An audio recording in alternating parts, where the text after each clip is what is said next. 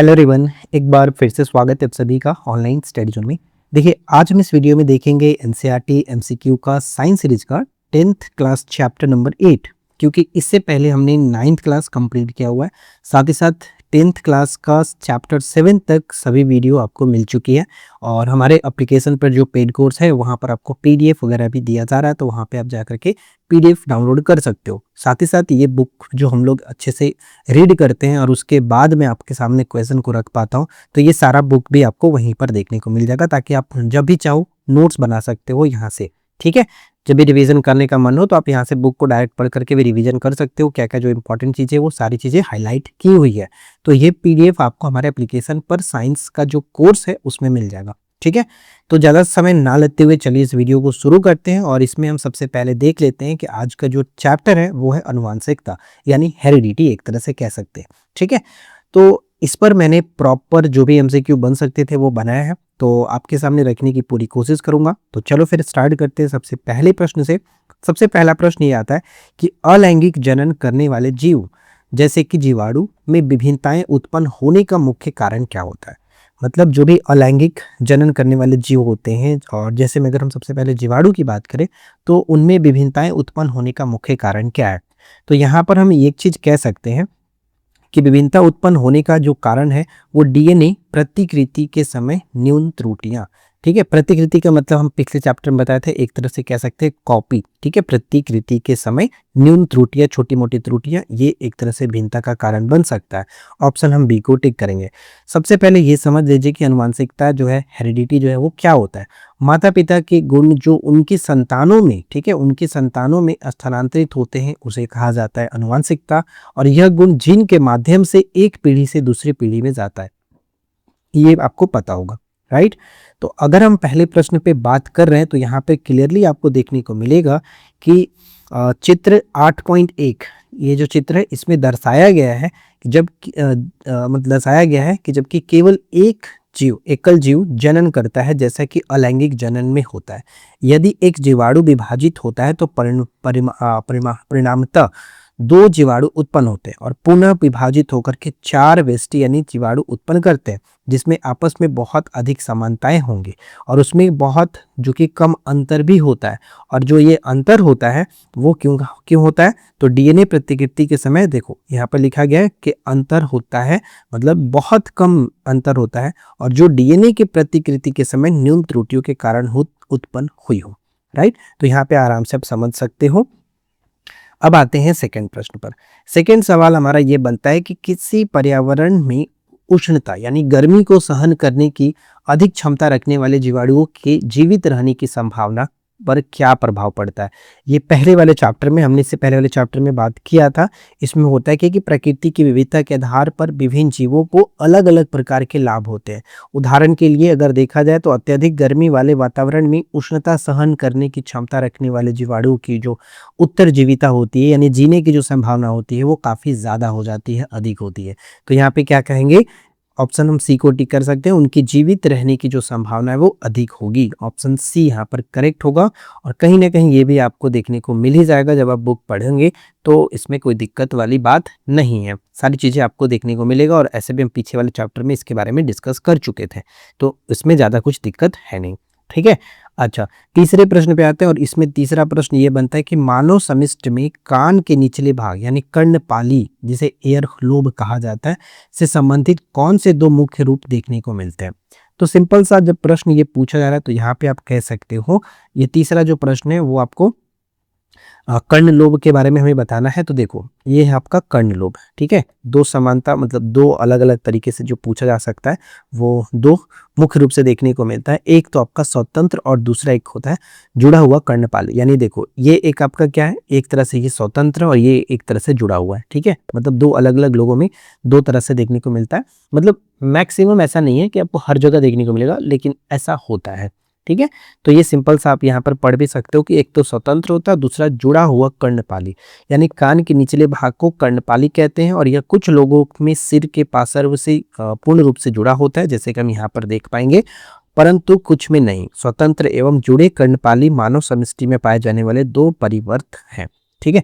तो यही प्रश्न यहाँ पर पूछा जा रहा था, तो ऑप्शन हम बी को टिक करेंगे, राइट आंसर बी हो जाता है। अब आता है चौथा प्रश्न, निम्नलिखित कथनों पर विचार कीजिए। ये प्रश्न बहुत अच्छा है, ध्यान से समझिएगा।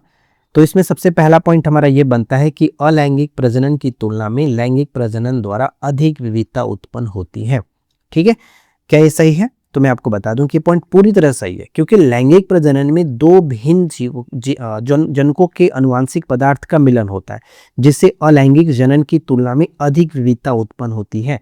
तो इसको हम यहाँ पर देख पाएंगे जब आप ये पढ़ेंगे। देखो, लैंगिक जनन होता है तो विविधता अपेक्षाकृत और अधिक होती है। सिंपल सा, जब ये सारी चीज़ों को आप पढ़ोगे तो यहाँ पर इसमें एक जो लाइन जोड़ा गया है कि जो लैंगिक जनन होता है वो अलैंगिक जनन की तुलना में ज़्यादा विविधता देखने को मिलता है। तो ये पहला पॉइंट हमारा पूरी तरह से सही है। सेकेंड आता है कि पूर्ववर्ती पीढ़ी से प्राप्त विभिन्नताओं के कारण अगली पीढ़ी में नई विभिन्नताएं जुड़ती जाती है। तो एक तरह से ये भी सही होगा, क्योंकि वंशागति के दौरान जो पहली पीढ़ी से प्राप्त विभिन्नताओं के साथ साथ अगली पीढ़ी में नई विभिन्नताएं भी संचित होती जाती है। यानी हम यहाँ पर जब देखेंगे तो देखो, क्या है कि दूसरी पीढ़ी में पहली पीढ़ी से आहरित विभिन्नताएं और कुछ नई विभिन्नताएं भी उत्पन्न होती है। यानी पुरानी जो विभिन्नता है वो तो मिलेगी, लेकिन नई जब विभिन्नता बनती है वो भी इसमें जुड़ती जाती है। यानी सेकेंड वाला भी सही है। तीसरा है कि लैंगिक जनन में माता पिता समान मात्रा में अनुवांशिक पदार्थ जो कि संतति में स्थानांतरित करते हैं। अब ये सही है कि नहीं, ये यहाँ पे आपको देखने को मिला जब चौथा का सी पॉइंट पढ़ोगे। यहाँ पर मानव में लक्षणों की वंशागति के नियम इस पर आधारित है कि माता और पिता दोनों ही समान मात्रा में अनुवांशिक पदार्थों को संतति यानी शिशु में स्थानांतरित करते हैं। यानी यहाँ पर कह सकते हैं कि तीनों के तीनों पॉइंट पूरी तरह से सही है और सत्य बताना था, इसलिए हम ऑप्शन डी को टिक करेंगे। ठीक है, डी यहाँ पर पूरी तरह से सही होगा। इसी तरह की और वीडियो देखना चाहते हो, रेगुलर वीडियो हमारे चैनल पे अपलोड होते रहते हैं, तो आप हमें सब्सक्राइब कर सकते हो। इस वीडियो को लाइक करो, फ्रेंड के साथ शेयर करो और आप हमारे साथ जुड़ सकते हो इसी तरह की रेगुलर वीडियो के लिए। नेक्स्ट प्रश्न आता है कि ग्रेगर जॉन मेंडल ने अपनी अनुवांशिकता के ऐसे ऐतिहासिक प्रयोग के लिए किस पौधे का चयन किया था? तो ये तो आप हमेशा से पढ़ते आ रहे हो, इसमें ज़्यादा कुछ है नहीं। ये उन्होंने उद्यान मटर को जो कि इस्तेमाल किया था। मेंडल ने अपनी मोनेस्ट्री में प्रयोग करने के लिए, जो कि पीसम सटिवम, जिसे हम लोग मटर का एक तरह से वैज्ञानिक नाम होता है, इसके पौधे का चयन किया था, क्योंकि इसमें कई स्पष्ट और विपरीत लक्षण दिखाई देते हैं। तो ऑप्शन बी यहाँ पर पूरी तरह से सही है। अगला आता है कि मेंडल के शुद्ध लंबे, देखो शुद्ध जो लंबा होगा उसे डबल टी से दिखाया जाता है, कैपिटल टी से, और शुद्ध जो बौना होगा उसे स्मॉल टी से दिखाया जाएगा, दोनों स्मॉल टी। ठीक है, मटर के पौधों में संकरण कराने पर F1 पीढ़ी में किस प्रकार के पौधे प्राप्त होंगे? अब देखो यहाँ पर हम आते हैं, इसको हम बुक में देखते हैं जो आपको क्लियरली समझ में आएगा। ये इनके बारे में लिखा गया था, आराम से इसके पढ़ सकते हो। इन्होंने अपनी मोनेस्ट्री में वापस गए और यहाँ पे मटर का प्रयोग किया, मटर के पौधे का इस्तेमाल इन्होंने किया था। और क्यों किया था, इसमें बहुत सारी चीज़ें हैं जो आप पढ़ सकते हो। अब देखो यहाँ पर जब इन्होंने एक तरह से F1 का संकरण कराया था, तो एक तरह से लंबा पौधा यानी शुद्ध वाला जो लंबा पौधा है टी से दिखाया जा रहा है, देखो पूरा लंबा है। और एक बौना पौधा जो है इसको स्मॉल टी से दिखाया गया, एक बौना पौधा है। इन दोनों का जो संक्रमण कराया गया, तो संक्रमण मतलब संकरण कराया गया, तो यानी F1 जो हुआ, तो सभी लंबे सरगत पौधे मिलते हैं FT। ठीक है, FT बोल रहा हूँ, कैपिटल टी और स्मॉल टी। तो कैपिटल टी एक तरह से यहाँ पर लंबा है, इसलिए तो यहाँ पर सब लंबे को दिखाया गया है। ठीक है, तो ये प्रश्न में आपसे पूछा गया है, तो F1 पीढ़ी में किस प्रकार के पौधे प्राप्त होंगे? तो सभी लंबे पौधे प्राप्त होंगे। राइट, सभी लंबे पौधे यहाँ पर हमें देखने को मिल भी रहा है। देखो सभी लंबा पौधा है, सभी के सभी लंबा पौधा है पहले वाले की तरह। तो यहाँ पर क्या होगा, ऑप्शन हम सी को टिक करेंगे। राइट, अब यहाँ पर एक तरह से ये कह सकते हैं कि मेंडल के एक संकर यानी मोनोहाइब्रिड, ये था मोनोहाइब्रिड संकरण प्रयोग में F1 पीढ़ी के सभी पौधे लंबे मतलब लंबे प्राप्त होते हैं। जैसे कि हमने यहाँ पर देखा लंबे प्राप्त होते हैं, इसमें दोनों पैतृक लक्षणों का मिश्रित प्रभाव नहीं दिखता है। ठीक है, चलो अगले सवाल पे आते हैं। नेक्स्ट है कि मेंडल के F1 पीढ़ी के लंबे पौधे, यानी देखो लंबे पौधे कह रहे, अगर शुद्ध कहेगा तो वहाँ पे कैपिटल डबल टी रहेगा, लंबा पौधा सिर्फ कहेगा तो एक तरह से कह सकते हैं एक कैपिटल टी और एक स्मॉल टी रहेगा। कि स्वनिषेचन द्वारा प्राप्त F2 पीढ़ी के संदर्भ में निम्नलिखित कथनों पर विचार कीजिए। अब आते हैं यहाँ पर देखते हैं, देखो अगर हम इस पे देखेंगे तो F1 पीढ़ी के स्वपरागण से प्राप्त F2 पीढ़ी में 75% पौधे जो होते हैं वो लंबे होते हैं, लगभग 1/4 पौधा जो है बौना होता है, वो हम यहाँ पर देखेंगे। जैसे कि देखो अगर कैपिटल टी और स्मॉल टी जो है दो मतलब लंबा पौधा का एक साथ कराया जाता है, तो यहाँ पर F2 अगर पीढ़ी देखेंगे तो यहाँ पर आप देखो मतलब एक तरह से यहाँ लंबा है, यहाँ लंबा है, यहाँ लंबा है, एक जो है वो आपका बौना पौधा निकल के आया। तो यहाँ पे कह सकते हैं कि अगर 4 में से एक है यानी 1/4 जो है यानी 25% जो है वो एक तरह से बौना पौधा मिलेगा, लेकिन 75% जो होंगे वो एक तरह से लंबे पौधे देखने को मिल रहे हैं। यानी 4 में से तो 3 आपका लंबा पौधा है, यानी 75% तो देख सकते हो लंबा पौधा ही मिल रहा है। तो ये क्लियर हो गया, यानी पहला पॉइंट हमारा पूरी तरह से सही है। ठीक है, सेकेंड कह रहा है कि F2 पीढ़ी में प्राप्त पौधों का जीनोटाइप जो अनुपात होगा वो कैपिटल टी था, फिर टी है, मतलब कैपिटल टी और स्मॉल टी, फिर आपका आता है जो कि बौना पौधा के रूप में टी। तो इसे हम 1:2:1 के रूप में दिखा सकते हैं। तो देखो 1:2:1 दिखा सकते हैं, यानी एक तरह से हमारा ये बनेगा। ठीक है, तो ये चीज समझ में आया होगा आपको। तो यहाँ पर हमारा ये पॉइंट भी पूरी तरह से सही है, इसमें कोई दिक्कत नहीं होगा। ठीक है, अच्छा तीसरा आता है कि बौनेपन के प्रदर्शन के लिए जो कि कारक टी की केवल एक प्रति का होना ही पर्याप्त है। ये गलत है, क्योंकि बौने पौधे को मतलब पौधे को लंबा बनाने के लिए कैपिटल टी दिखाया जाता है। और मतलब देखो सिंपल समझो कि लंबे पौधे को मतलब पौधे को लंबा बनाने के लिए टी की एक जो प्रति होती है वो पर्याप्त होती है। मतलब हम ये समझ सकते हैं, जैसे कोई यहाँ पर तो लंबा कह देंगे, ये भी लंबा कह देंगे, लेकिन जब यहाँ पर 2 टी रहेगा तब जाकर के कहते हैं कि ये बौना पौधा है। ठीक है, बौना पौधा है, क्योंकि यहाँ पे तो सिंपल सा टी है, तो इसे तो हमने बौना पौधा नहीं कहा। जैसे कि ये कहा रहा ना कि बौने पौधे के प्रदर्शन के लिए कारक सिर्फ टी की केवल एक प्रति का होना है, केवल एक का नहीं, यहाँ पर 2 होना चाहिए, 2 प्रति का होना अनिवार्य है, तब जाकर के बौना पौधा कहेंगे। नहीं तो अगर ये ऐसे रहेगा तो फिर तो ये लंबा ही पौधा हुआ। ठीक है, लंबा पौधा बनेगा, तो ये गलत होगा, ये तीसरा पॉइंट गलत है। तो हम यहाँ पर असत्य के रूप में किसे टिक करेंगे, केवल बी को, ऑप्शन बी यहाँ पर असत्य है। राइट, अगला सवाल नेक्स्ट क्या रहा है कि निम्नलिखित कथनों पर विचार कीजिए, जिसमें पहला है कि टी लंबापन एक प्रभावी लक्षण होता है, जबकि स्मॉल टी पौनापन एक अप्रभावी। देखो अगर प्रश्न में अप्रभावी दिख रहा है तो वहां पर हम बौना पौधा समझेंगे, और जब प्रभावी कह रहा है तो उसे हम कैपिटल टी समझेंगे, लंबा पौधा समझेंगे। जैसे कि मैंने यहाँ पर लिख भी रखा, देखो कैपिटल टी और टी स्मॉल टी दोनों ही लंबे पौधे हैं, जबकि केवल टी जो है स्मॉल टी बौने पौधे होंगे। दूसरे शब्दों में टी की एक प्रति जो है वो पौधों को लंबा बनाने के लिए पर्याप्त है, जबकि बौनेपन के लिए टी की 2 प्रतियां यानी टी इस तरह से होनी चाहिए, 2 प्रतियां होनी चाहिए। यानी टी जैसे लक्षण प्रभावी लक्षण कहलाते हैं, यानी कैपिटल टी जो होगा वो प्रभावी लक्षण होगा, जबकि जो लक्षण स्मॉल टी की तरह व्यवहार करते हैं उसे अप्रभावी कहलाते हैं। यहाँ पर मैंने लिख रखा है कि प्रभावी मतलब लंबा। ठीक है, समझ में आ गया होगा। तो यहाँ पर हम क्या कहेंगे, ये पहला पॉइंट तो सही है। सेकंड आता है यहाँ पर, सेकंड वाला पॉइंट है कि जब किसी जीव में विपरीत कारकों का जोड़ा यानी कैपिटल टी और स्मॉल टी उपस्थित हो तो वह केवल अप्रभावी लक्षण प्रदर्शित करेगा। ये तो गलत हो गया, क्योंकि यहाँ पर एक कैपिटल टी और कैपिटल टी का मतलब प्रभावी, तो ये अप्रभावी लिखना तो गलत होगा, ये गलत है। राइट, अच्छा थर्ड आता है कि मटर के बीजों में गोल आकार और एवं पीला रंग, झुर्रीदार आकार और हरे रंग की तुलना में प्रभावी लक्षण है। देखो ये पॉइंट यहाँ पर समझ सकते हो कि जब द्विसंकरण प्रयोग में गोल बीज यानी कैपिटल आर और पीला रंग जो कि वाई दोनों प्रभावी लक्षण सिद्ध होते हैं। आप आराम से इसको यहाँ पर भी पढ़ सकते हो। ये सारी चीज़ें जब कराई गई हैं तो हमें देखने को मिल जाएगा। तो यहाँ पर हमारा ये तीसरा जो पॉइंट है वो एक तरह से कह सकते हैं ये सही होगा, प्रभावी लक्षण ही होगा। तो सत्य के रूप में क्या कहेंगे, 1 और 3 यहाँ पर सत्य, 1 और 3, इसलिए ऑप्शन हम सी को टिक करेंगे। ठीक है, राइट। अगला सवाल नेक्स्ट है कि मटर के पौधों में 2 विकल्पी जोड़े यानी द्विसंकर संकरण जैसे कि गोल पीले बीज और झुर्रीदार हरे बीज के संकरण से F2 पीढ़ी में प्राप्त लक्षण प्रारूप का अनुपात क्या होगा।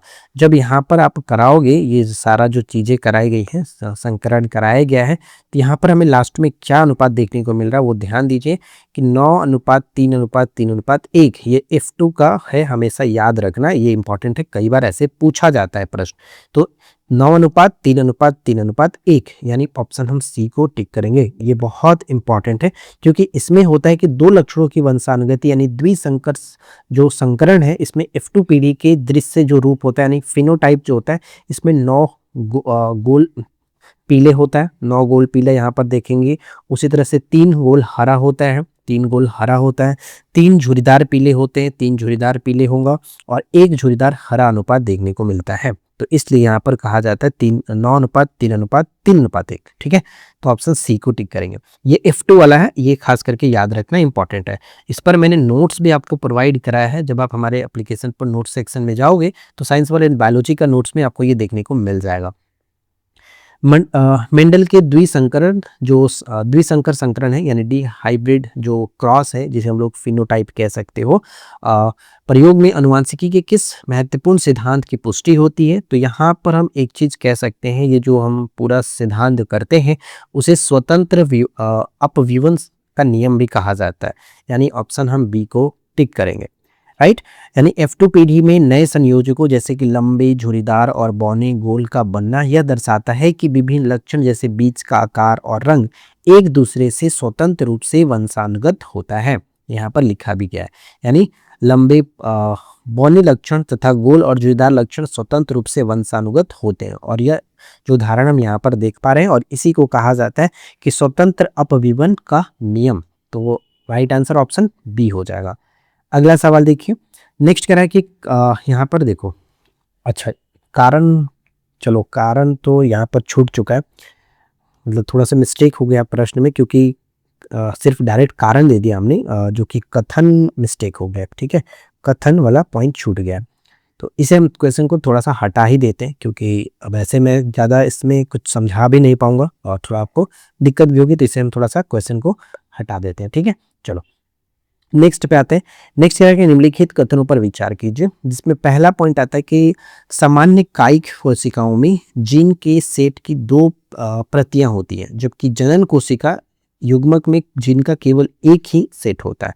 अब इसे समझने के लिए हमें आना पड़ेगा अपने देखो 11 और 12 का जो कथन कारक था वो मैंने यहाँ पर रखा था, ये पढ़ा था तो बनाया था। आप इसे एक बार पढ़ करके समझ लेना, बहुत इंपॉर्टेंट पॉइंट है ये, क्योंकि इससे कई सारे सवाल भी बनते हैं। ये जो होता है यहाँ पर एक लाइन बहुत इंपॉर्टेंट है, जैसे कि देखो पौधे की लंबाई के एक लक्षण को उदाहरण के रूप में लेते हैं। अब हम जानते हैं कि पौधे में कुछ हार्मोन होते हैं जो लंबाई का नियंत्रण करते हैं, यानी किसी पौधे की लंबाई पौधे में उपस्थित उस हार्मोन की मात्रा पर निर्भर करती है, ये ध्यान रखिएगा, ठीक है। पौधे की लंबाई उसमें उपस्थित हार्मोन की मात्रा पर निर्भर करता है। अगर हार्मोन की मात्रा कम होगा तो फिर पौधा फिर लंबा नहीं होगा, बौना हो जाता है, मतलब जैसा उसमें होगा मात्रा उस तरह से वो वृद्धि करेगा, बौनापन दिखाएगा। तो ये थोड़ा सा इंपॉर्टेंट पॉइंट था, ध्यान में रखिएगा, ठीक है। अब आते हैं अगले सवाल पर। नेक्स्ट हमारा जो 12th क्वेश्चन था वो ध्यान से समझिए। देखो यहाँ पर क्लियर लिखा गया कि प्रत्येक पौधे में सभी जीन के 2 सेट होंगे, प्रत्येक जनन में एक सेट की वंशानुगति होती है और इस तरीके को सफल करने के लिए प्रत्येक जनन कोशिका में, देखो ध्यान दीजिएगा, प्रश्न में पूछा गया था कि प्रश्न वाला हम पॉइंट आगे बढ़ते हैं, पहले यहाँ पर समझो कि प्रत्येक जनन कोशिका में जीन के एक ही सेट होगा, और जबकि सामान्य कायी कोशिका में जीन के सेट की 2 प्रतियां होती है, कॉपीज होता है। फिर इसमें जनन कोशिका में इसका एक सेट किस प्रकार बनता है, ये प्रश्न है। यानी कहने का मतलब ये हुआ कि पहला पॉइंट तो इतना हमारा सही कह रहा है, अब वो कारण जो कह रहा है वो तो हम आगे देखेंगे। फिलहाल यहाँ पर ये समझिए कि पहला पॉइंट तो सही कह रहा है कि सामान्य कायी कोशिकाओं में जीन के 2 प्रतियां होती हैं, सेट की 2 प्रतियां होती है, लेकिन जनन कोशिकाओं में इसका एक ही सेट होता है, यानी सही है। सेकेंड आता है कि प्रत्येक कोशिका में गुणसूत्रों की 2 प्रतियां होती है, जिनमें एक नर तथा दूसरी मादा जनन से प्राप्त होती है, ये भी पॉइंट हमारा सही होगा। यहाँ पर लिखा गया कि प्रत्येक कोशिका में प्रत्येक गुणसूत्र की 2 प्रतिकृतियां होती हैं, जिसमें से एक तो नर होता है और दूसरी मादा जनन से प्राप्त होता है, ठीक है। और प्रत्येक जनक कोशिका यानी पैतृक अथवा मातृक से गुणसूत्र के प्रत्येक जोड़ों का केवल एक गुणसूत्र ही एक जनन कोशिका में जाता है, ठीक है। ये तो हम जानते हैं, आगे हम समझेंगे भी। तो यहाँ पर सेकेंड पॉइंट भी करेक्ट है।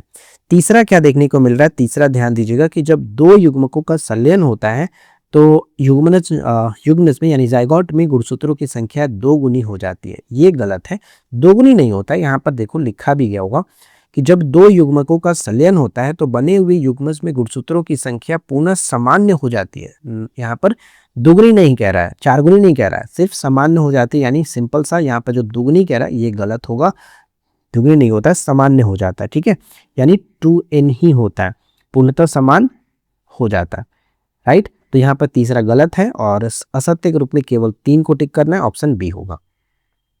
अगला सवाल देखिए, नेक्स्ट है सूची 1 को सूची 2 के साथ सम्मिलित करना है। तो चलो देखते हैं।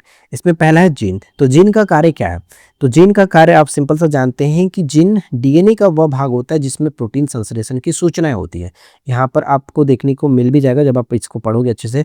तो यहाँ पर कह सकते हैं डीएनए का वह भाग जिसमें प्रोटीन संश्लेषण की सूचना होती है, ए का 2 के साथ मिलेगा। अच्छा, फिर आता है क्रोमोसोम। तो क्रोमोसोम के बारे में तो हम जानते हैं कि यह अनुवांशिक पदार्थ होता है, एक तरह से गुणसूत्र होता है। तो यहाँ पर कह सकते हैं बी का फर्स्ट होगा, बी का फर्स्ट होगा।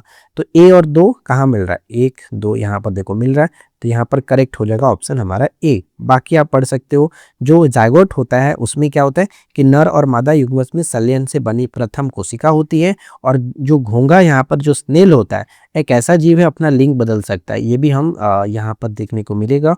देखो यहाँ पर एक घोंघा जैसे कुछ प्राणी अपना लिंग बदल सकते हैं। तो ये सारी पॉइंट यहाँ पर लिखे गए थे। तो करेक्ट आंसर तो फिलहाल ऑप्शन ए है। नेक्स्ट सवाल आता है कि कुछ सरीसृपों यानी रेप्टाइल्स में संतानों के लिए लिंग निर्धारण मुख्य रूप से किस कारक पर निर्भर करता है? तो यहाँ पर हम पढ़ेंगे कि कुछ प्राणियों में जैसे कि कुछ सरीसृप लिंग निर्धारण निषेचन अंडे युग्मज के उष्मायन ताप पर निर्भर करता है कि संतति नर होगा कि मादा होगा। तो यहाँ पर कह सकते हैं कि निषेचित अंडे के उष्मायन ताप पर निर्भर करता है। यहाँ पर हम सी को टिक करेंगे, राइट। तो ये सी आपको ध्यान में रखना है, ठीक है। मतलब कुछ सरीसृप प्राणियों में लिंग निर्धारण अनुवांशिक न होकर के पर्यावरणीय कारकों पर आधारित होता है। इसमें अंडों के उष्मायन का तापमान तय करता है कि विकसित होने वाला अंडा जो होगा वो जीव जो होगा वो नर होगा कि मादा होगा, ठीक है। नेक्स्ट सवाल आता है कि मानव कोशिका में पाए जाने वाले गुणसूत्रों के संदर्भ में कौन सा कथन पूर्णतः सत्य है? पूर्णतः सत्य ये हमें बताना है। अब देखो पूर्णतः सत्य हम सिंपल सा समझ भी सकते हैं, जैसे कि अब ये जो पॉइंट है आप इसमें पढ़ोगे तो ये तो आपको पता होगा कि चलो आगे देखेंगे इसके बारे में, पहले ये समझो। सिंपल सा ये कह रहा है कि हम जानते हैं कि मानव में अधिकतर गुणसूत्र माता और पिता के गुणसूत्रों के प्रतिरूप होते हैं। इनकी संख्या 22 जोड़ी होते हैं, परंतु एक युग्म लिंग मतलब एक जो युग्म होता है जिसे लिंग सूत्र कहा जाता है, सेक्स हार्मोन कहा जाता है, जिसका सदा पूर्ण जुड़े में नहीं होते हैं। मतलब स्त्री में गुणसूत्र का पूर्ण युग्म होता है तथा दोनों एक सेक्स कहलाते हैं, लेकिन पुरुष नर में यह जोड़ा जो है परिपूर्ण जोड़ा नहीं होता है, जिसमें एक सूत्र सामान्य आकार का एक्स होता है और दूसरा जो कि छोटा गुणसूत्र मतलब गुणसूत्र छोटा होता है जिसे वाई गुणसूत्र कहते हैं। मतलब स्त्रियों में एक्स एक्स होता है और पुरुषों में एक्स वाई होता है। तो ये हम आगे डिस्कस करेंगे। फिलहाल तो आप यहाँ पर ये ध्यान रखना कि 22 जोड़े अलिंगी गुणसूत्र यानी ऑटोसोम होते हैं तथा एक जोड़ी जो होता है वो लिंग गुणसूत्र होता है। टोटल 23 जोड़ी होता है, राइट। तो यहाँ पर कहेंगे कि मानव में 22 जोड़े अलिंगी गुणसूत्र ऑटोसोम होते हैं और एक जोड़ा लिंग गुणसूत्र होता है। तो यहाँ पे राइट आंसर हम बी को टिक कर सकते हैं, ठीक है। उम्मीद है यहाँ तक तो किस तरह का कोई दिक्कत नहीं होगा। चलिए आगे देखते हैं।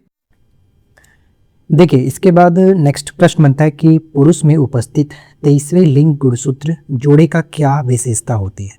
तो हम जानते हैं कि 22 जोड़े जो होते हैं वो तो ऑटोसोम होते हैं, मतलब समान लिंग का होता है, लेकिन जो 23वां होता है वो अलग होता है और यही एक जो ऐसा होता है, मतलब पुरुष में बात करें तो हमने देखा था कि एक सामान्य आकार का होता है एक्स और जबकि दूसरा जो होता है वो छोटा होता है वाई गुणसूत्र। यानी करेक्ट आंसर ऑप्शन बी यहाँ पर बिल्कुल सही आंसर होगा और यही लिंग निर्धारण का काम करता है, राइट। तो यहाँ पे हम ऑप्शन बी को टिक करके आगे बढ़ सकते हैं, तो यहाँ पर ध्यान रखेंगे।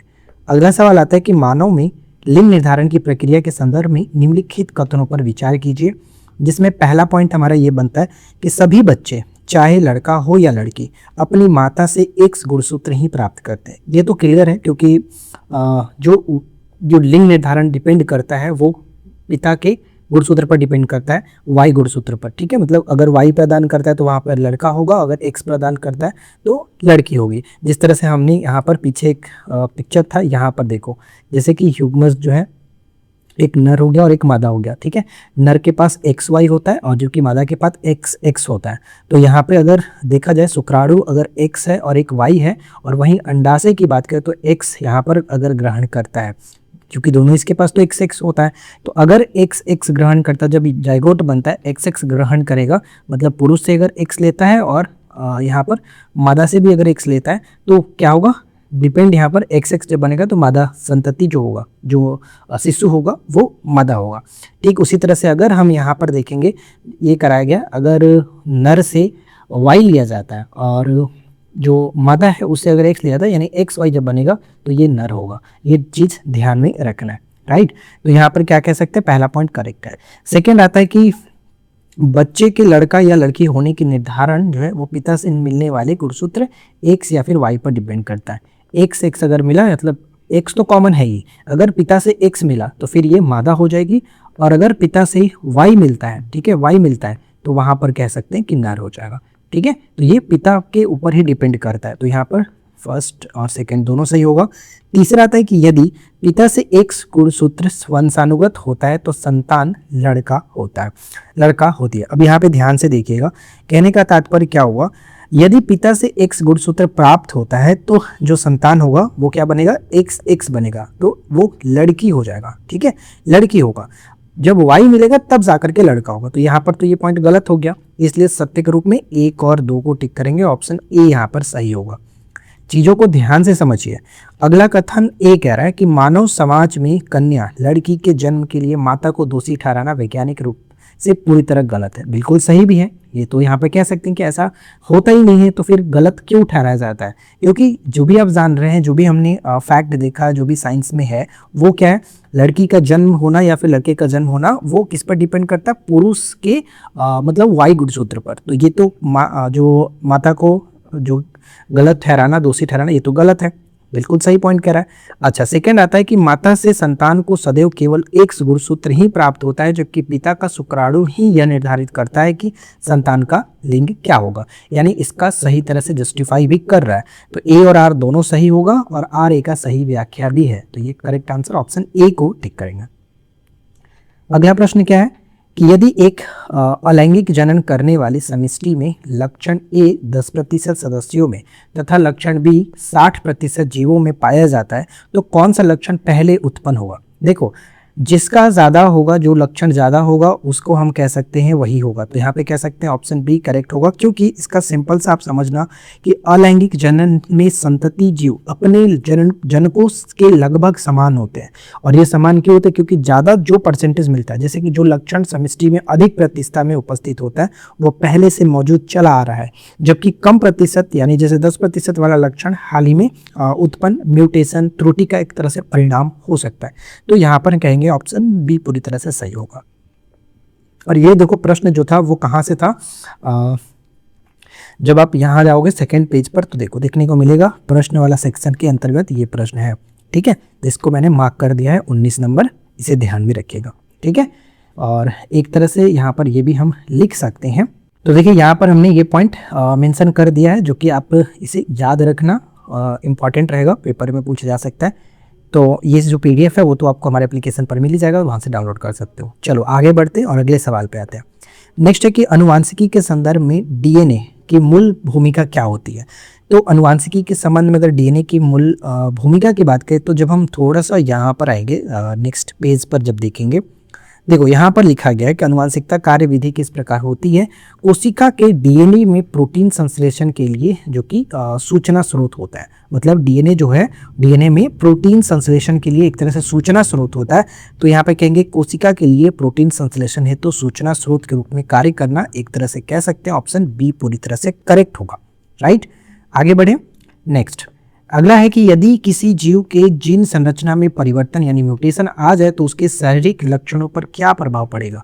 तो देखो इसमें होगा सिंपल सा ये कि मतलब कि बनने वाले प्रोटीन की दक्षता पर प्रभाव पड़ेगा, जिससे जो कि लक्षण में परिवर्तन हो सकता है। ये पॉइंट हम यहाँ पे पढ़ सकते हैं कि यदि इस प्रोटीन के जीन में कुछ परिवर्तन आते हैं तो बनने वाला प्रोटीन की दक्षता पर प्रभाव पड़ेगा और वह कम दक्ष होगी, अतः बनने वाला हार्मोन कम मात्रा में होगा और पौधा बौना हो जाएगा। एक तरह से मतलब काफ़ी ज़्यादा एक तरह से कह सकते हो कि प्रभाव पड़ेगा, यानी करेक्ट आंसर तो ए देखने को मिलेगा, राइट।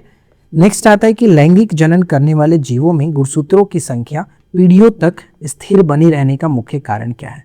स्थिर बनी रहने का मुख्य कारण क्या है, तो इसमें हम ये कह सकते हैं कि अर्धसूत्रीय विभाजन द्वारा जनन कोशिकाओं में गुणसूत्रों की संख्या आधी हो जाती है। मतलब जब भी ऐसा होता है तो जनन कोशिकाओं में निर्माण के दौरान प्रत्येक जोड़े का केवल एक गुणसूत्र ही युग्मक के में प्रवेश करता है एक तरह से संलयन के बाद जो जायगोट में संख्या जो है पुनः द्विगुणित, मतलब एक तरह से समान कह सकते हैं, 46 जो है 23 जोड़ी वो हो जाती है। तो राइट आंसर यहाँ पर बी होगा। नेक्स्ट है कि निम्नलिखित कथनों पर विचार कीजिए। जैसे कि घोंघे जैसे प्राणी अपना लिंग बदल सकते हैं और जो यह दर्शाता है कि उसमें लिंग निर्धारण आनुवांशिक नहीं है। ये पॉइंट हमने पीछे भी देखा था ना, कहाँ गया वो, देखो यहाँ पर है कि घोंघे जैसे कुछ प्राणी अपना लिंग बदल सकते हैं, जो इस बात का संकेत करता है कि इनका लिंग निर्धारण आनुवांशिक नहीं है। लेकिन मानव में लिंग निर्धारण आनुवांशिक के आधार पर होता है। तो यहाँ पर कह सकते हैं पहला पॉइंट तो सही है। मानव में बच्चों के लिंग का निर्धारण पूर्णतः आनुवांशिक कारकों द्वारा होता है, ये भी सही है। और तीसरा है कि मानव का कायिक कोशिकाओं में गुणसूत्रों की 23 युग्म पूरी तरह से समान आकार के होते हैं। जी नहीं, सिर्फ 22 जी होता है जो कि समान आकार का होगा। 23 जो होगा, 23वां जोड़ा जो सेक्स क्रोमोसोम जो होता है वो अलग होता है, राइट। तो यहाँ पर हम कह सकते हैं कि फर्स्ट और सेकंड तो सही था, असत्य के रूप में केवल 3 यहाँ पर टिक करेंगे, ऑप्शन बी होगा, राइट, ध्यान में रखिएगा। चलिए आगे बढ़ते हैं, अगला सवाल देखिए। नेक्स्ट कह रहा है कि मेंडल के प्रयोगों में F1 संतति के पौधों में केवल एक ही पैतृक लक्षण का दिखाई देना और दूसरे का छिपा रहना किस नियम को स्पष्ट करता है। देखो यहाँ पर अगर हम देखेंगे तो इसमें कह सकते हैं कि प्रभाविता का नियम, जिसे लॉ ऑफ डोमिनेंस कहा जाता है, ये पॉइंट इंपॉर्टेंट भी रहेगा। जब दो विपरीत लक्षणों वाले शुद्ध जनकों के बीच संकरण कराया जाता है तो F1 पीढ़ी में केवल वही लक्षण व्यक्त होता है जो प्रभावी होता है। इसे ही प्रभाविता का नियम भी कहा जाता है, इसलिए ऑप्शन बी को टिक करके आगे बढ़ सकते हैं। नेक्स्ट सवाल है, कथन ए, लैंगिक प्रजनन करने वाले जीवों में किसी भी लक्षण की 2 प्रतियां यानी स्वरूपों की वंशानुगति होती है। तो अगर हम पहले पॉइंट पे नज़र डालें तो ये पॉइंट पूरी तरह से सही भी है, क्योंकि ऐसा मतलब है ही कि क्योंकि लैंगिक जो प्रजनन करने वाले जो जीव होते हैं उसमें किसी भी लक्षण की 2 जो प्रतियां हैं रूपों में वंशानुगत होती है, जैसे कि नर और मादा जो है वो तो है ही लैंगिक प्रजनन में। तो ये पॉइंट सही है। सेकंड, कारण की अगर बात करें, संतति को एक गुणसूत्र सेट पिता से तथा एक गुणसूत्र का सेट माता से प्राप्त होता है। इसमें 2 लोग हैं, इसलिए यहाँ पर दोनों लोगों से एक एक गुणसूत्र तो मिलता ही है, यानी कथन ए और कारण दोनों सही है। ऑप्शन ए पूरी तरह से करेक्ट होगा, ठीक है। चलिए अगला सवाल, निम्नलिखित कथनों पर विचार कीजिए, जिसमें पहला पॉइंट है कि स्त्री में दोनों लिंग गुणसूत्र X होते हैं। तो ये पॉइंट तो करेक्ट है, क्योंकि मादा में दोनों XX होता है और जबकि पुरुष में XY होता है। पुरुष में एक X होता है और Y लिंग गुणसूत्र होता है। तो यानी कि कह सकते हो ये दोनों के दोनों पॉइंट का सही हो रहा है। तीसरा कह रहा है कि पिता से Y गुणसूत्र बालक लड़का का निर्धारण करता है। बिल्कुल सही है कि पिता से अगर Y गुणसूत्र मिलेगा तो वो डेफिनेटली लड़का बनेगा। तो यहाँ पे प्रश्न पूछा कि असत्य क्या है, तो असत्य में कोई भी असत्य नहीं है, इसलिए ऑप्शन हम सी को टिक करेंगे। क्लियर हो गया।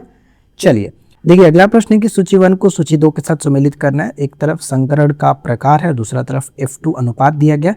तो अगर एक संकर दृश्य रूप देखा जाए यानी मोनोहाइब्रिड फेनोटाइप देखा जाए तो इसमें हम सिंपल सा देखते हैं कि 3 लंबे और 1 पौने होता है, तो यानी कि सही आंसर बनेगा फर्स्ट का 2 यहाँ पर है।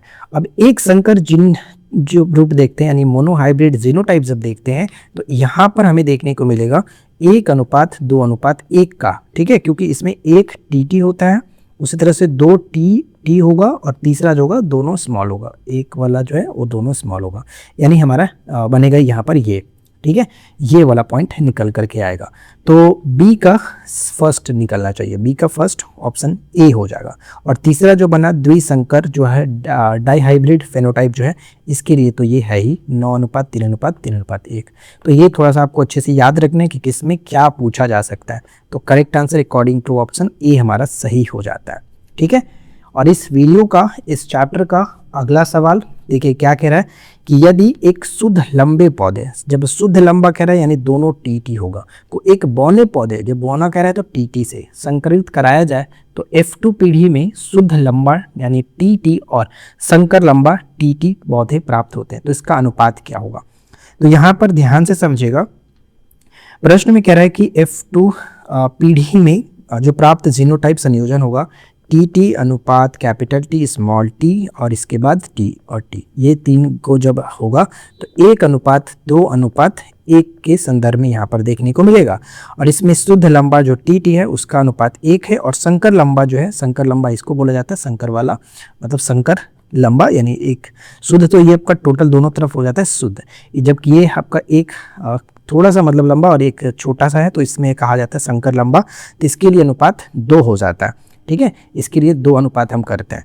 तो इस हिसाब से अगर देखा जाए तो इनका जो अनुपात हमारा देखने को मिलेगा वो 1:2 अनुपात में बनेगा। ठीक है, 1:2 अनुपात में बनेगा। इनको आपस में मिला करके 1:2 कहा जाता है, इसलिए हम यहाँ पर ऑप्शन बी को टिक करेंगे।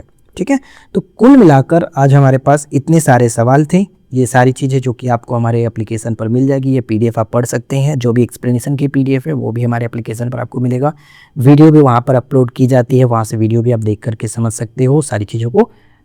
मतलब आप अपना एक स्टोर के रूप में समझ सकते हो, मतलब रख सकते हो। ठीक है, कुल मिलाकर आज की इस वीडियो में इतना ही फ्रेंड्स। उम्मीद करता हूँ कि वीडियो हेल्पफुल रही होगी। वीडियो पसंद आया हो तो लाइक एंड शेयर जरूर करिएगा। चैनल पे पहली बार अगर आप आए तो सब्सक्राइब करके नोटिफिकेशन बेल आइकन को ऑल पे सेट कर लीजिए, ताकि आपको इस तरह की रेगुलर कुछ नया सीखने को मिलता रहे। ठीक है, तो मिलते हैं इसी प्रकार के नेक्स्ट वीडियो में नए टॉपिक के साथ। Thanks for watching, keep watching, keep learning, have a good day.